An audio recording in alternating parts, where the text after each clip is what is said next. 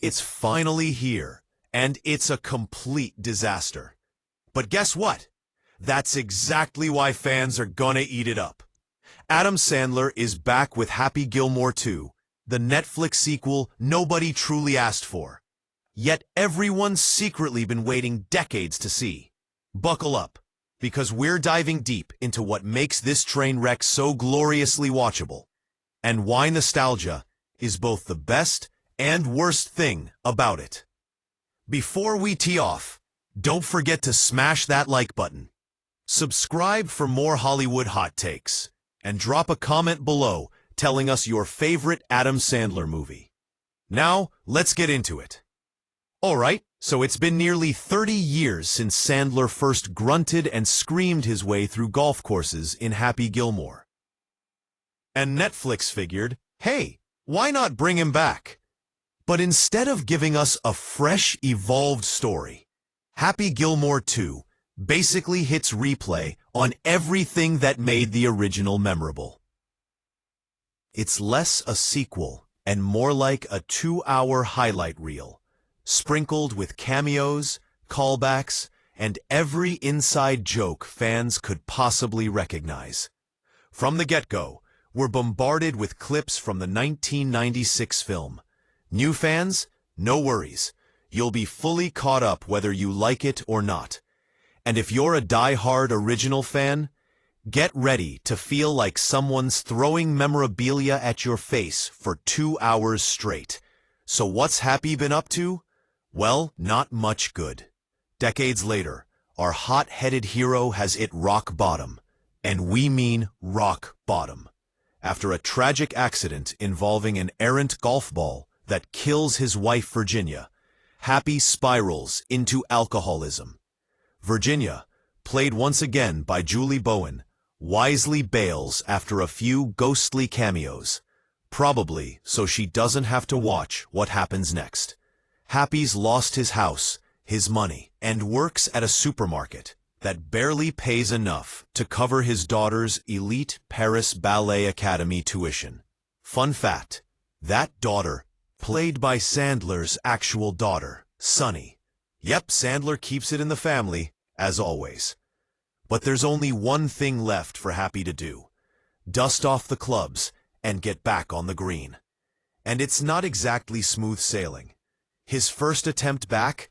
A complete meltdown, featuring Eric Andre and Margaret Qualley as random fellow golfers looking bewildered by this scruffy man-child who can barely swing straight.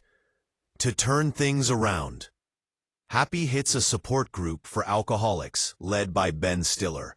And somehow, Ben Stiller isn't even funny here. Like, how do you make Ben Stiller not funny? But hey, we move on. Reinvigorated, Happy re-enters the golf circuit. But it's not the old-school PGA vibe anymore. Instead, he's facing Maxi Golf, a bizarre, over-the-top league full of surgically enhanced athletes, LED lights, and showbiz drama that feels more like a TikTok page than a professional sport. Leading the circus, Benny Safdie, who directed Uncut Gems, now reduced to a recurring joke about his character's horrific breath. But wait, you didn't think they'd do this without Shooter McGavin, did you? Christopher McDonald is back. Fresh out of a mental institution, Shooter becomes Happy's reluctant ally. And yes, there's a wild cemetery brawl between the two, complete with tombstones engraved with the names of dead characters from the original, including Bob Barker. Rest in peace, legend. Sadly, Carl Weathers couldn't return as Chubbs Peterson because the actor passed away last year. But the film finds a workaround. Chubbs' son, Slim Peterson, played by Lavelle Crawford, prosthetic hand and all. And yes, the hand keeps falling off, because of course it does. Look, if it sounds like the entire movie is just Easter egg after Easter egg, you're right. It absolutely is. Every frame screams nostalgia. Whether it's a cameo, a ghost, or a throwaway gag from the original movie dragged back from the dead. Sandler himself? Honestly, He walks through the movie looking half asleep, like he wandered onto set after a rough night and stayed because craft services had donuts.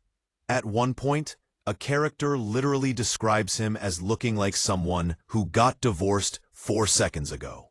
And it fits. But then, there's the weirdly fun stuff. Shooter McGavin's return is glorious chaos. Bad Bunny randomly shows up as Happy's caddy and ends up being charming and hilarious. And yes, there's an insane moment where he's smearing Travis Kelce's bare chest with honey. Didn't see that coming? Neither did we. Of course, the jokes are, well, mostly lazy. The biggest laughs come from people getting smacked in the face by golf balls. And that running gag of Happy hiding liquor in anything and everything. It gets old after, like the third time. Yet somehow, against all logic, it works. Happy Gilmore 2 is loud, stupid, messy, and deeply self-indulgent, but it knows exactly who it's for. The fans who quote the original daily. The folks who want to see Sandler and McDonald fight again. The ones who find comfort in the familiar, even when it's painfully predictable. At the end of the day, this movie is like a reunion with that wild friend you outgrew. Chaotic, occasionally fun, and mostly embarrassing, but you still wouldn't miss it. So what do you think? Is Happy Gilmore 2 a nostalgia-fueled masterpiece or a swing-and-miss sequel? Drop your hot take in the comments.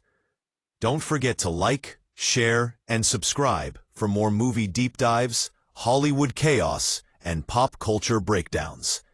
And hey, if you really want to support us, maybe don't throw a golf ball at anyone's head.